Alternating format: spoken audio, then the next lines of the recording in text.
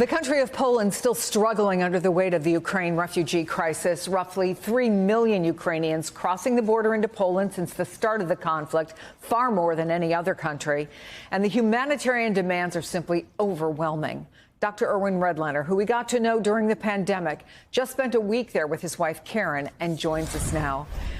Tell us about the time you spent with these refugees. This is not new for you or for Karen, for that matter. You've gone into other situations like this. How does it compare? Every situation is different. The bottom line is these are kids who have been violently disrupted from their lives. These are kids who are just going to school, living in the community, and everything normal and really very recognizable to you and I. And all of a sudden, we have this indiscriminate, horrendously cruel attacks on civilian communities, regular neighborhoods in suburbias and flattening of towns. And we heard the consequences of that directly from the mouths of some of these children. We spent 5 hours, Chris, in a high school in Warsaw, high school number one, that has 50 Ukrainian high school kids. And I spoke to 2 of the classes with these kids, and I heard stories that were just my hair stand on end. Like you said, we've seen all sorts of terrible things. Children suffering after major disasters. I've seen children in other refugee situations. But these kids, I'd like to tell you just one of these stories here, which a principal related to me about a 15-year-old girl who I saw in one of the classrooms who was stone silent, face expressionless. And he said what happened to her was they were in an apartment building near Mariupol, and the bombing started on their apartment building in the middle of the night. She woke the kids up. She had 2 kids, threw them in the car, took a few things with her, and they're on the road with a few other of their neighbors with other children in the cars, and they got 2 miles away from where they had lived, and a Russian missile hit the car directly in front of them, blew it to smithereens. She had 2 children in there that knew, that her kids knew.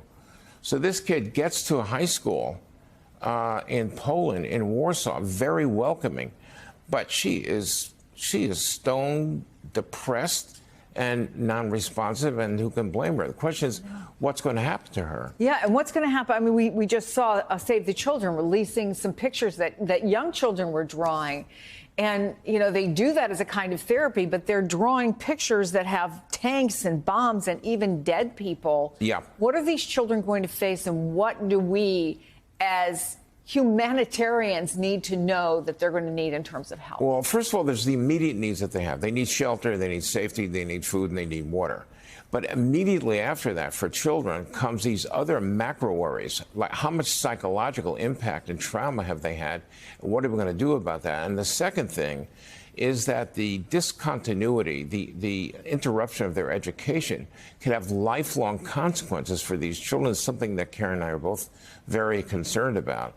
And I think one of the things that we're going to be focusing on is trying to get people to support the ability of children to get the psychological support that they need, but also to get back into some sort of educational trajectory so they don't undermine the opportunities for a successful life later on. But it's a really big problem, and the numbers are massive.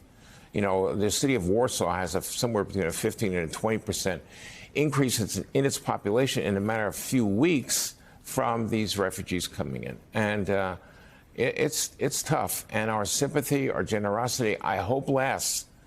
But, you know, who knows? There's no end in sight to this nightmare of a war that Putin has started. And in how long are people in the world going to be able to sustain the people who are trying to get to safety? An important reminder that the need is going to continue far beyond when it is maybe top of the newscast every night. And thanks to you and Karen and all the other people who have gone to see it firsthand and are committed to seeing this through. Thank you, Erwin. It's great to see you in person. And you too, Chris. Thanks.